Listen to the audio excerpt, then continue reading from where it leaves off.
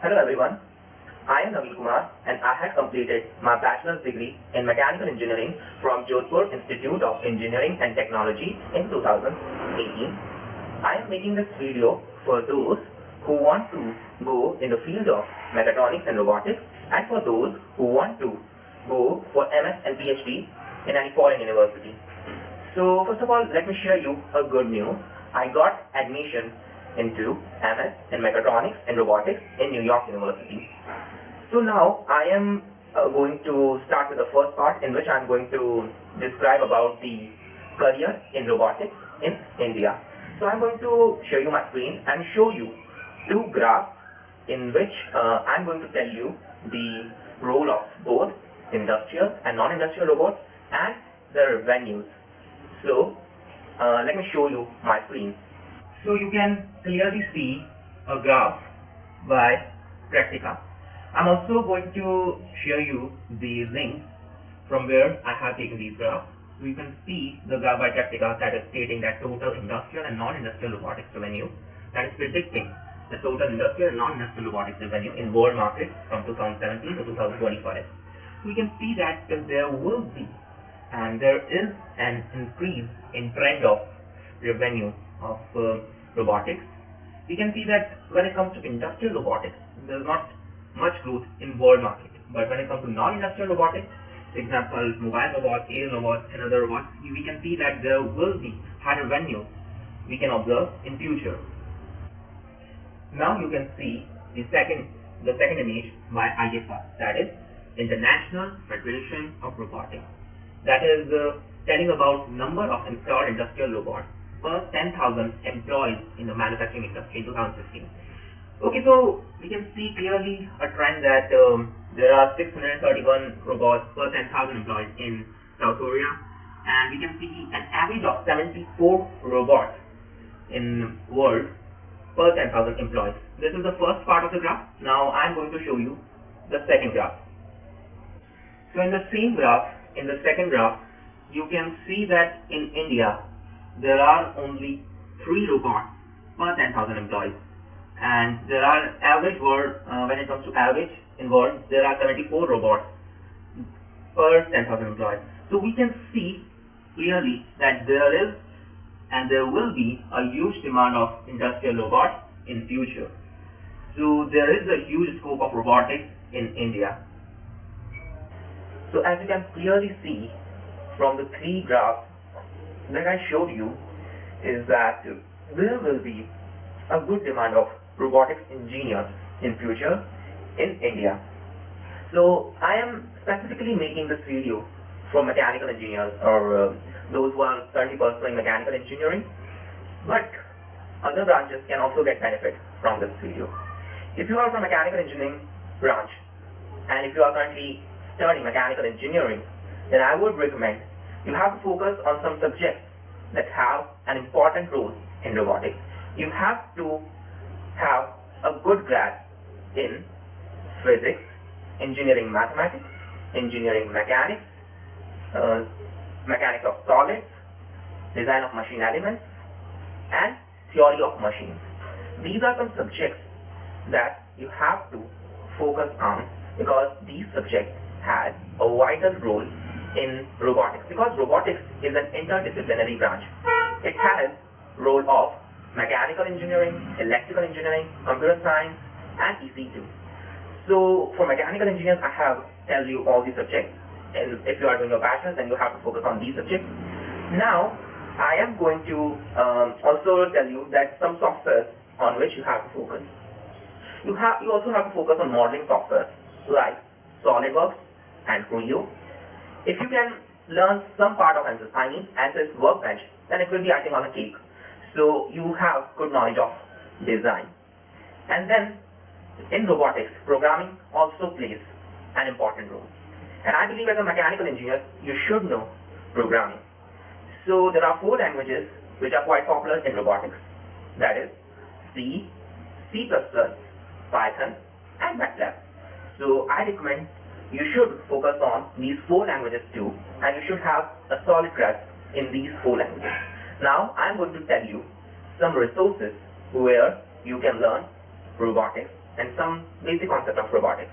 Now I'm going to share you my computer screen, and you can go to those resources, and if you find these resources are useful for you, then you can join those courses, and it totally depends on you. So if you are a beginner in robotics, then I would recommend a course CS223A Introduction to Robotics by Professor Osama Khatib, and this course is really good for beginners. And if you are looking for a book for this course and general book on robotics, then I would recommend Introduction to Robotics by Professor John J. Craig. And if you are looking for other materials, then you can also use Robot Modeling and Control by Anspoff, Vidyathakan and Hutchinson. These both books are really good, and these both books play a good role in the field of robotics. If you are looking for something in alien robotics and a certification course in robotics, then I would recommend Robotics Specialization by University of Pennsylvania on Coursera. So you can enroll in these 6 courses freely, and you can also, if you want a certificate, you can pay for the course, or you can also use financial aid option. But unfortunately, this option is available for the students, not for working professionals. So I would recommend, if you are a student, you can take advantage of financial aid.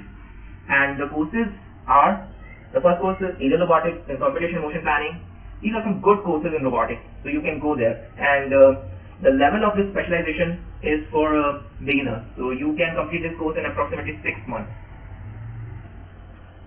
If you already have some good knowledge in robotics, and if you are looking something in robotics from the perspective of mechanical engineering, then this is a good course, and this is a specialization, that is Modern Robotics, Mechanics, Planning and Control Specialization by Northwestern. So you can see the level of the specialization is intermediate. It means you must have some experience in robotics, and it will be completed in 6 months. And the courses here are Modern Robotics, Foundation of Robot Motion, Robot Kinematics, Dynamics, Motion Planning and Control, and these are some good courses that you can enroll. Okay, so I have told you some courses that you can do if you are really interested in robotics. But when it comes to robotics, it's not only limited to the mechanical engineering. It has the software has also an important part in robotics. So when it comes to software, most of the countries and most of the companies in different countries like United States, Germany, UK, India are using ROS, that is Robot Operating System, in their robots. So what is ROS? ROS is not like the actual operating systems like Microsoft Windows, Ubuntu, Linux Mint or any other, but actually it is a bunch of different softwares which are really helpful in robotics. So why ROS? Because the main fact is that so that you can focus on the real application rather than developing everything from scratch. You can start using ROS to do some basic tasks, and I have also performed mapping and navigation using ROS in a particular room. So now I'm going to show you the website of ROS and some resources from where you can learn ROS, that is Robot Operating System. But before that, I also recommend you to strong your basics in mechanical engineering aspect of robotics. Then it will be easy for you to deal with ROS. So you can see this is the website of ROS, that's ros.org, Robot Operating System. There are right now 2 popular ROS versions, that is ROS Standard Dynamic and ROS Melodic Morania. So when it comes to ROS, ROS provides complete support for those who have Ubuntu operating system. So if you have Ubuntu operating system, you can use it easily, or you have all the support of software that you are looking for. ROS is an open source community, so you get all the support from an open source community. Now you can see some applications of ROS, and now let's go to the website of ROS Melodic Morania. So when it comes to Ubuntu, it is completely supported with Ubuntu. So I would recommend use ROS on Ubuntu. Now when it comes to ROS, I would recommend to use ROS on Ubuntu, but for using Ubuntu, there are a lot of students who are using Windows PC and they don't have Ubuntu. So what I would recommend, if you are a beginner in ROS, you should use a virtual machine. A virtual machine is a software by using which you can run an operating system over any other operating system. It means you can run Ubuntu on Windows operating system. So I'm going to share you the link from where you can learn how to use virtual machine, to use Ubuntu, and how can you install ROS. So you can go to the Ubuntu site here, and if you want, you can install ROS by following these steps on Ubuntu terminal. If you want to learn ROS, then you can find some tutorials on the ROS website here, and then you can find the documentation of all the things, and you can go to the tutorials page. If you have installed ROS already on your Ubuntu PC or your Ubuntu virtual machine, then you can start from these tutorials, installing, configuring your ROS environment and all these things, and you can start learning ROS. If you are looking for a course on ROS, then I would recommend two courses on ROS. First is by ETH Zurich, that's the Programming for Robotics ROS. It is one of the best courses available on internet. You can find lecture slides and video recording from YouTube. And another one from TU Delft, and it is available on edX website, that is Hello Real World Operating System. You can access both of the courses freely. However, if you want certificate in this course by edX, you have to purchase this course. But I think you can join this course freely and learn ROS. If you are looking for a certification course on ROS and in cheap price, then you can go to on the Udemy website and ROS Essential course, ROS for Beginners, Basic Notion of OpenCV by Professor Anish Kluba.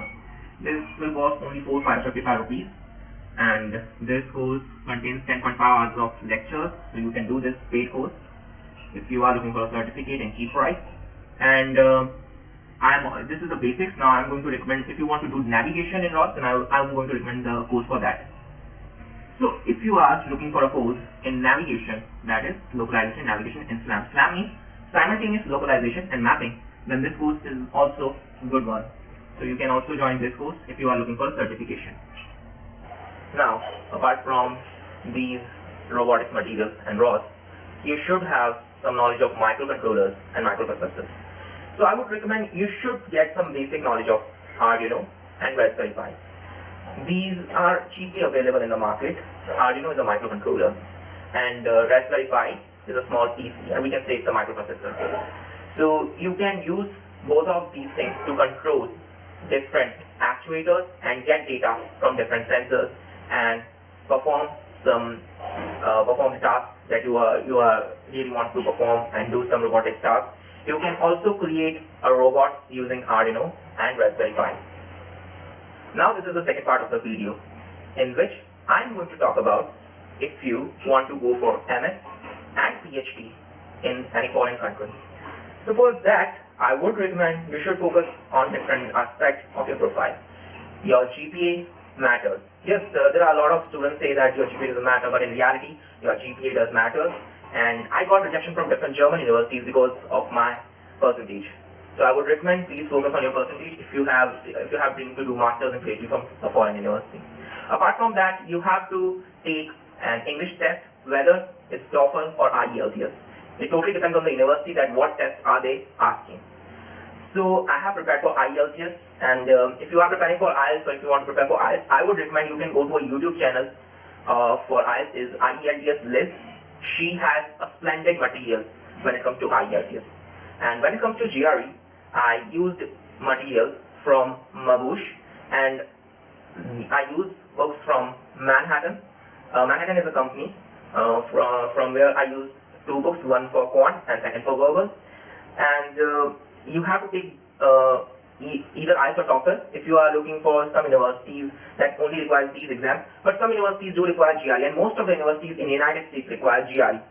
So if you are going for foreign education, I do recommend first of all prepare for GRE, then IELTS or TOEFL, because GRE is relatively harder than IELTS and TOEFL. And yes, apart from that, you must have some. You should focus on some extracurricular activities. That I mean, do good research internships, do some good internships, and try to get some work experience before going for masters and PhD. And you should try to do something in the field of research. And if you have research papers, then it becomes quite easy for you to get admit in a good university. So whatever I want to say, I said. And if you have any further doubts, I'm also going to write the LinkedIn URL in the description. So if you have any doubts, you can message me on LinkedIn and talk to me.